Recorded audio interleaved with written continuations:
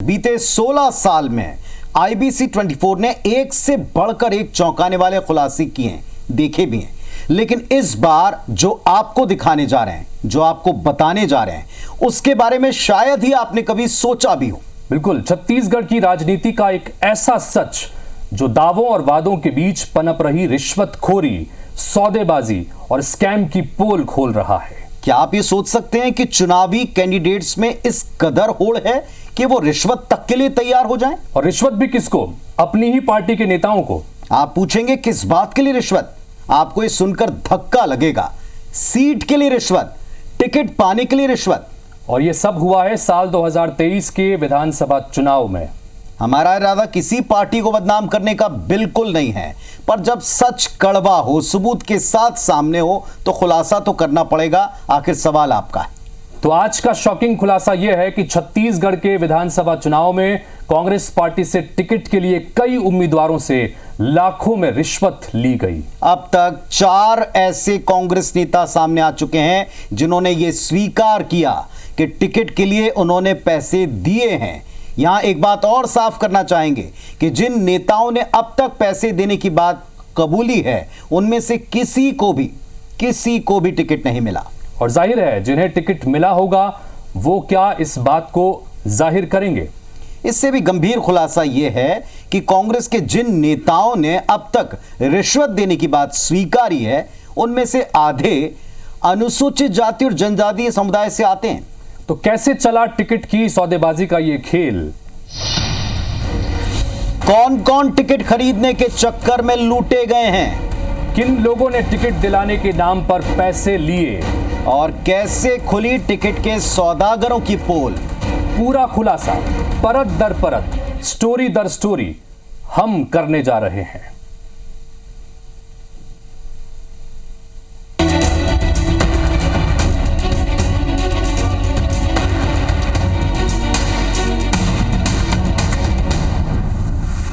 Ticket के underworld की पूरी कहानी होगी बेनकाब, बिल्कुल आपके टीवी स्क्रीन पर अभी के अभी। जी हां, विधानसभा चुनाव के दौरान छत्तीसगढ़ कांग्रेस में एक बड़ा स्कैम हुआ। टिकट के सौदागरों ने 1-2 नहीं बल्कि 4-4 नेताओं से कांग्रेस पार्टी का टिकट दिलाने के नाम पर लाखों रुपए ऐंठे हैं। जो नेता ठगी के शिकार हुए उनकी कहीं नहीं सुनी जा रही है, तो उन्होंने अपनी शिकायत थाने में भी दर्ज कराई है। बारी बारी से सभी नेताओं का पक्ष सुनाएंगे। शुरुआत करते हैं पहले किरदार से।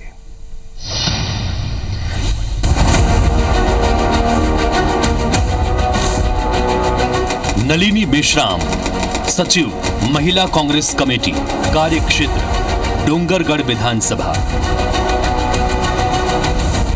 राजनीति के क्षेत्र में काम करने वाले हर राजनेता की ख्वाहिश होती है कि उसे चुनाव लड़ने का मौका मिले और टिकट पाने के लिए वो पूरी ईमानदारी से दिन रात मेहनत भी करता है। कुछ ऐसी ही चाहत थी छत्तीसगढ़ महिला कांग्रेस कमेटी की सचिव नलिनी मेश्राम की। 2023 विधानसभा चुनाव में राजनांदगांव जिले के डोंगरगढ़ विधानसभा क्षेत्र से टिकट के लिए जोर लगाया। चुनाव में नलिनी को टिकट तो नहीं मिला, लेकिन उन्होंने 30 लाख की बड़ी रकम गंवा दी। अब आप पूछेंगे कि चुनाव की टिकट का पैसे से क्या कनेक्शन, तो आप नलिनी की जुबानी ही सुनिए। हमारे यहाँ राजेश गुप्ता डोंगरगढ़ सीट के लिए नियुक्त किए गए, तो वो 2-3 बार ऐसे मीटिंग लेने आते थे। मैंने भी खुद मीटिंग अटेंड की है, गांव में भी और शहर में भी, यहाँ भी। जब मैं वहाँ गई, राजेश गुप्ता ने घनश्याम विश्वकर्मा व्यक्ति, जिसको राहुल गांधी का दूत बताकर उन्होंने मेरे सामने पेश किया कि ये राहुल गांधी के दूत हैं और इनका बहुत बड़े बड़े लोगों से सेटिंग है। राहुल गांधी, प्रियंका गांधी, सोनिया गांधी से सब उनका पूरा वहाँ पर मैनेज होगा और आप टिकट के बिल्कुल आप फाइनल स्टेज में हैं, ये सब मुझसे कहा गया। तो क्या कांग्रेस में टिकट बिकता है और 2023 विधानसभा चुनाव में पैसे लेकर टिकट बांटे गए? ऐसे कई सवाल हैं जो नलिनी के बयान से उठे। उन सवालों के जवाब भी हमने नलिनी से लिए। वो सुनाए उससे पहले आपको मिलाते हैं उन 2 किरदारों से जिनका जिक्र नलिनी ने अपने बयान में किया है। राजेश गुप्ता ही वो शख्स था जिसने नलिनी को टिकट का ऑफर किया था। राजेश गुप्ता राजनांदगांव में निर्दलीय पार्षद हैं। चुनाव से पहले एससी के लिए रिजर्व डोंगरगढ़ विधानसभा सीट के लिए एलडीएम बना था। तो दूसरी तरफ घनश्याम विश्वकर्मा वो शख्स है जिसे राजेश गुप्ता ने राहुल गांधी का दूत बताया था। दोनों ने बकायदा टिकट नहीं मिलने पर पैसे वापसी की गारंटी भी दी। नलिनी ने बताया कि राजेश गुप्ता और घनश्याम विश्वकर्मा ने कांग्रेस के बड़े नेताओं से मुलाकात के लिए दिल्ली बुलाया, लेकिन वहां किसी से मुलाकात नहीं कराई। इस बीच कांग्रेस ने अधिकृत रूप से डोंगरगढ़ विधानसभा के लिए प्रत्याशी घोषित भी कर दिया, जिसमें नलिनी मेश्राम का नाम नहीं था। तब भी राजेश गुप्ता और घनश्याम विश्वकर्मा नलिनी को फॉर्म भरने और अंतिम समय में कांग्रेस प्रत्याशी की टिकट कटने की बात करते रहे। तब तक नलिनी ने टिकट के लिए 30 लाख की राशि दे दी थी। आपने कितनी राशि जो है कितनी किस्तों में दी? मैं 30 लाख रुपया पूरा टोटल दी हूँ। 26 लाख राजनांदगांव के न्यू सर्किट हाउस में और 4 लाख राम दरबार मंदिर जो है राजनांदगांव में, वहाँ पर चंपू गुप्ता ने अपने एक लड़के को भेजा था, उस लड़के के पास में मैं 4 लाख रुपए दी। चलिए वापस उस सवाल पर लौटते हैं कि क्या कांग्रेस में पैसे लेकर टिकट दिया जाता है, और नलिनी ने 30 लाख जैसी बड़ी राशि किसी शख्स को क्यों दी, ये भी उनकी ही जुबानी सुनी। नहीं, वो पार्टी फंड के नाम से उन्होंने लिए। पार्टी में फंड लगता है पार्टी चलाने के लिए, तो पार्टी फंड में देना पड़ता है, ये नाम से हमसे पैसा लिया गया उन्होंने। अब नलिनी मेश्राम को मालूम हो चुका था कि वे टिकट पाने के चक्कर में फर्जीवाड़े का शिकार हो चुकी हैं। फिर वो लगातार घनश्याम विश्वकर्मा और राजेश गुप्ता से पैसे मांगती रही, लेकिन दोनों ने पैसे वापस नहीं किए। दोनों के मोबाइल नंबर भी बंद हैं। नलिनी ने अपनी व्यथा प्रदेश कांग्रेस नेताओं को सुनाई, लेकिन जब कोई मदद नहीं मिली तो हार कर एफआईआर दर्ज कराई। प्रदेश अध्यक्ष दीपक वैद्य जी से मैं स्वयं मिली और राष्ट्रीय अध्यक्ष राजेश लिलोटिया जी से मिली। राहुल गांधी जी तक चिट्ठी पहुंची है, और यहाँ के शहर अध्यक्ष है जो डोंगरगढ़ ग्रामीण के पूरे जिले के, वो भागवत साहू, उनको भी मैंने अवगत कराया है, बातचीत की है उनके फ़ोन के द्वारा, सक्षम जाकर भी सभी को मैंने ये सब चिट्ठियाँ दी है और बात की हूँ। IBC 24 से बातचीत के दौरान नलिनी ने टिकट के नाम पर हुई ठगी की पूरी आपबीती बताई। साथ ही उन्होंने एक मोबाइल क्लिप भी साझा किया, जिसमें राजेश गुप्ता और नलिनी मेश्राम और उनके पति की आवाज आ रही है। वीडियो में राजेश गुप्ता पैसे के लेन देन के बारे में इनकार कर रहे हैं।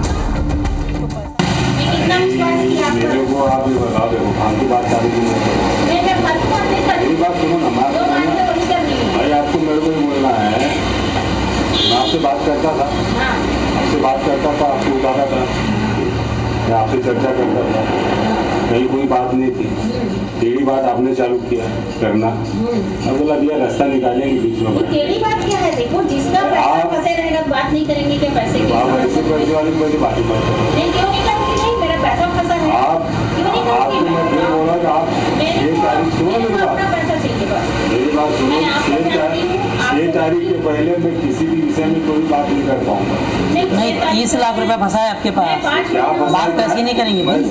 आपके हाथ में हमने पैसा दिए भाई, पहले के पहले आपने कोई पैसा नहीं दिया। आपको पैसा नहीं दिए?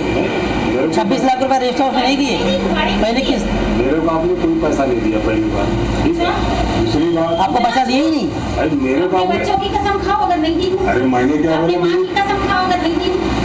अरे आप किस तरह से बात करना चाह रहे हो? रास्ता निकालना चाह रहे हो तो पैसा नहीं दिए बोलोगे तो मेरे को आपने कोई पैसा नहीं दिया। आपने जिससे जो भी बात किया हो भाई, वहाँ और भी लोग थे जिससे भी आपने जो बात किया है, भाई मेरे कहने का भाई मेरे को बताओ। मेरे को आप दिल्ली 2-3 बार गए, मेरे को बता भाई, आप मेरे को बता देते। पहली किस्त 26 लाख आपके हाथ में दिए रेस्ट हाउस में? मैं था, हमारा ड्राइवर था, सब थे। नलिनी ने अपने और घनश्याम विश्वकर्मा के बीच हुई बातचीत का ऑडियो भी IBC 24 को दिया। इसमें घनश्याम विश्वकर्मा कुछ दिनों में पैसा लौटाने की बात कह रहे हैं, आप भी सुनिए।